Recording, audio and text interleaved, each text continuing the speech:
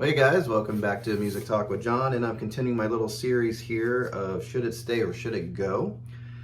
Today's album is by this dude right here.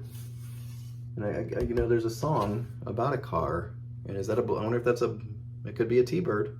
There's a song on here called Blue T-Bird, and that must be the Blue T-Bird. So there he is chilling out, and maybe that's the other song too, Finally Find a Girlfriend. So maybe that's what's going on here.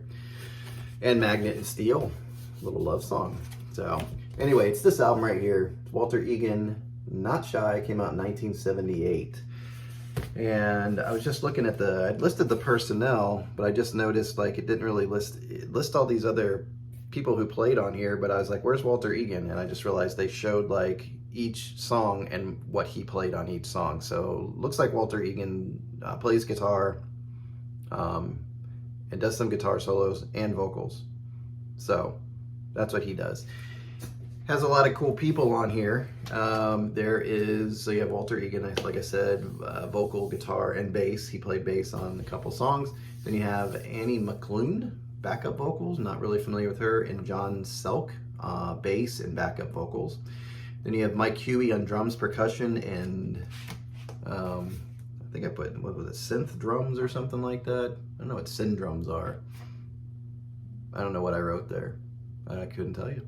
Then Tom Moncrief on guitar, backing vocals, and then Steve Haig maybe, keyboards, backing vocals. But the cool part about this is your guest appearances, and here's where your classic lineup of Fleetwood Mac comes into play in their prime here in 1978. So you have Lindsey Buckingham. He does acoustic and electric guitars, background vocals on Magnet and Steel. Now, album notes list his contribution as John Selk. So there you go. That's weird. So the John Selk is Lindsey Buckingham. But it is believed to be Buckingham. Make It Alone, Unloved, and Hot Summer Nights. So that's where he's involved. Stevie Nicks shows up and does some backup vocals on Magnet and Steel, Finally Find a Girlfriend, Star in the Dust, The Blonde in the Blue T-Bird. That's gotta be, yeah.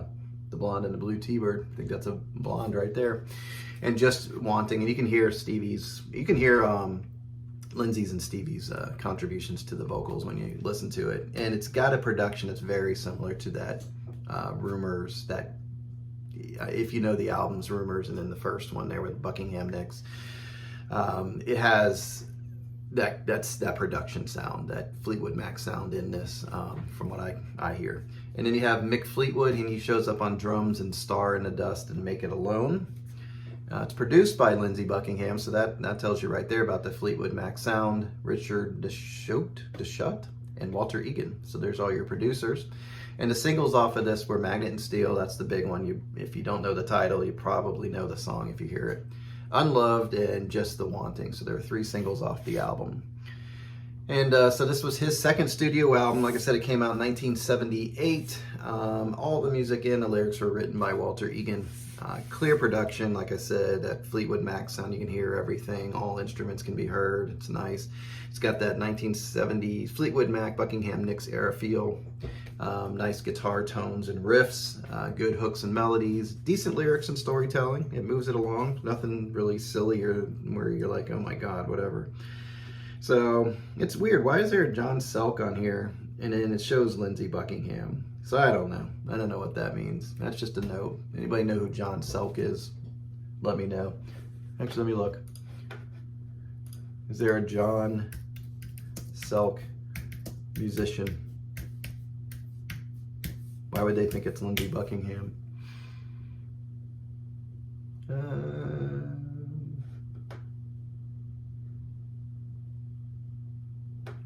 Yeah, I don't know.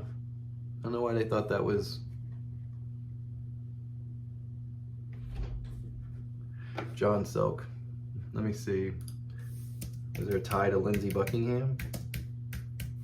We're just gonna do this while we're, filming. Let's take a look.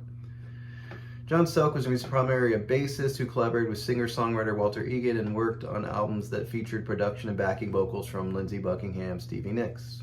Oh, he's a dude. I don't know where that note came from. Album notes list this contribution as John Selk, but it's believed to be Buckingham. I don't know who came up with that because John Selk is a guy. So if you read that anywhere, That's not real. I don't know. So anyway, so there's 10 tracks on this thing. Sweet South Breeze, Magnet and Steel, Finally Find a Girlfriend, The Blonde and the Blue T-Bird, Star in the Dust. Side 2 has I Want It, W-A-N-N-I-T, Make It Alone, Unloved, Just the Wanting, and Hot Summer Nights. So the ones that stuck out for me that I really liked were Magnet and Steel, just a really good song, just great melodies, everything.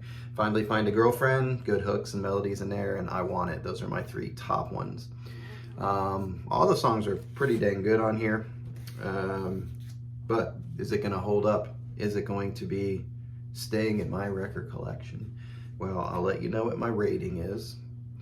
And out of 5 stars, I gave it a 4.5 out of 5 stars. So pretty strong performance. So what do you think? That kind of rating, would I keep it in my collection? Because remember, my collection is going to be, I just grab the album, put it on, love it, not have to work through it, not have to go, oh, I got to hear that song. I really don't want any of that. It has to be really strong exception, maybe 10 tracks and one's a dud.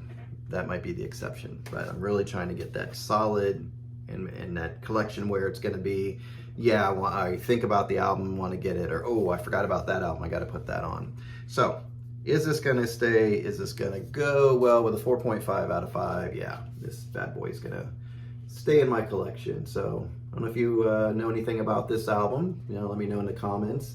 Magnet and Steel, like I said, it was big. I just don't know how big his albums were. I didn't look at record sales or anything, and I don't know how many other hits he had in his career. I've never seen like a Walter Egan greatest hits or anything, or Essential Collection or anything like that before. But anyway, that's what's going on with this. So it will be staying. So there you go. So thank you for watching, and until next time, I hope you guys are enjoying your music, and you take care out there, all right? Bye.